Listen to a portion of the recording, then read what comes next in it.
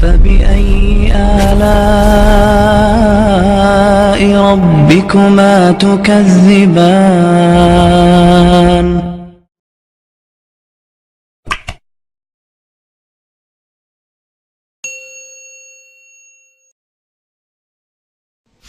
جس گھر میں کتا، تصویر اور جنبی یہ تین ہوں وہاں رحمت کا فرشتہ نہیں آتا۔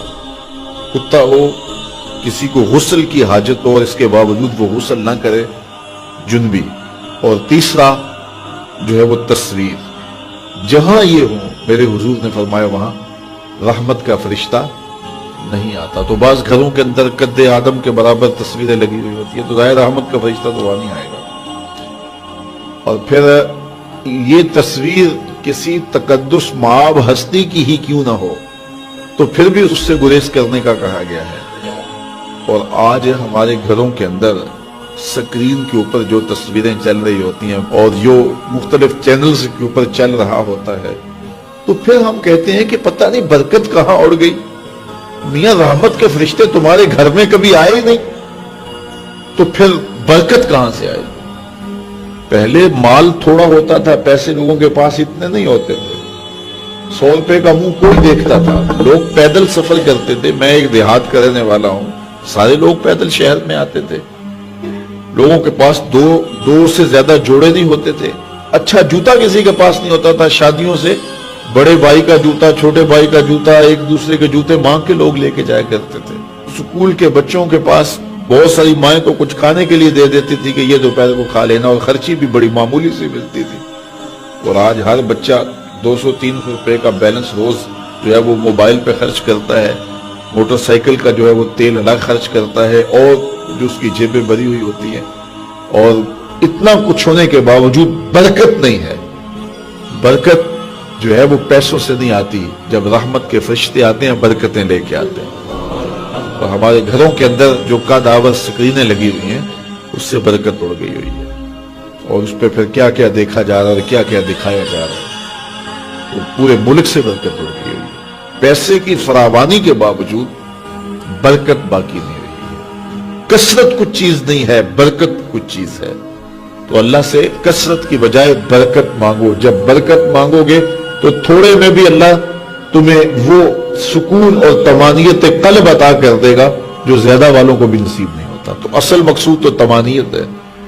تو اپنی اولاد کو جو ہے وہ اپنے عمل کے ساتھ، اپنے رویے کے ساتھ صالحیت کی جانب لے کر کیا جاؤ۔ قرآن مجید کی تلاوت معمول رہے گھر میں، اور 5 گانا نماز کے لیے گھر میں مصلے بچھیں، مائیں بہنیں بیٹیاں گھروں میں مصلے بچھائیں، اور مرد حضرات مسجد کا رخ کریں، تو پھر دیکھنا کہ اس کے اثرات مرتب ہونے لگے۔ ایک بندہ جا رہا تھا جنگل میں تو اس نے دیکھا کہ ایک لومڑی ہے جس کے پاؤں بھی کٹے ہیں، ہاتھ بھی کٹے ہوئے۔ اس نے کہا مالک تو اس کو کیسے رزق دیتا ہوگا؟ تو وہ ایک درخت پہ چڑھ کے بیٹھ گیا۔ ایک شیر آیا، اس نے شکار کیا اور کچھ کھایا اور باقی بس خردہ چھوڑ کے چلا گیا۔ یہ رینگتی ہوئی آگے بڑھی اور وہ جو بچہ کھچا تھا اس نے وہ کھا لیا۔ تو اس کا بڑا یقین حامل ہو گیا۔ اس نے کہا کہ مالک تو کتنا کریم ہے، اس کو بھی رزق دیتا ہے۔ ایک غار میں جا کے بیٹھ گیا۔ جب وہ بے دست و پا لومڑی کو رزق دیتا ہے انہیں تو پھر انسان، ایک پہر گزرا، 2 پہر گزرے، وہ ہاتف سے آواز آئی میرے بندے میں تجھے بھی دوں گا لیکن شیر بن لومڑی نہ بن، شیر بن لومڑی نہ بن، کہ خود بھی کھا اور اوروں کو بھی کھلا۔ تو قسمت کا ہے جو مل کے رہتا ہے، اب وہ شیر بن کے لے لے یا لومڑی بن کے لے لے، حرام ذریعہ اختیار کر لے یا حلال ذریعہ اختیار کر لے، اب یہ ہمیں اس نے اختیار دیا ہے۔ فَلَنُحْيِيَنَّهُ حَيَاةً طَيِّبَةً، اللہ فرماتا ہے کہ جو میرا ہو جائے پھر میں ستھری زندگی دے دیتا ہوں، میں پاکیزہ زندگی دے دیتا ہوں، میں نورانی زندگی عطا کر دیتا ہوں۔ تو یقیناً جو اس کے ہو جائیں پھر اللہ اس کا ہو جاتا ہے۔ فَلَنُحْيِيَنَّهُ حَيَاةً طَيِّبَةً کا روپ چڑھتا ہے ان کے چہرے کے اوپر۔ زندہ ہوتے ہیں تو خوبصورت زندگی گزارتے ہیں، اور جب اس دنیا سے جاتے ہیں تو پھر بھی خوبصورت زندگی گزارتے ہیں۔ اللہ تعالی ہمیں ایسا کر دے کہ مرنے کے بعد بھی ہمارے چہرے پہ رسول اللہ کے انوار کا عکس نمایاں ہو، اور دنیا کی زندگی میں رہیں تو ہم طمانینت کی زندگی، سکھ اور چین کی زندگی گزاریں۔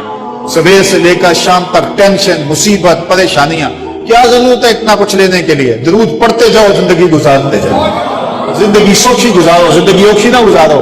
جو اللہ نے دے دیا اس پہ راضی ہو جاؤ، بس ٹھیک ہے۔ اگر کوئی لوگ تمہیں گالیاں دیتے ہیں، برا کہتے ہیں، کوئی بات نہیں، بلیا لوکی تینوں کافر کافر آکڑ تو آہو آہو آ۔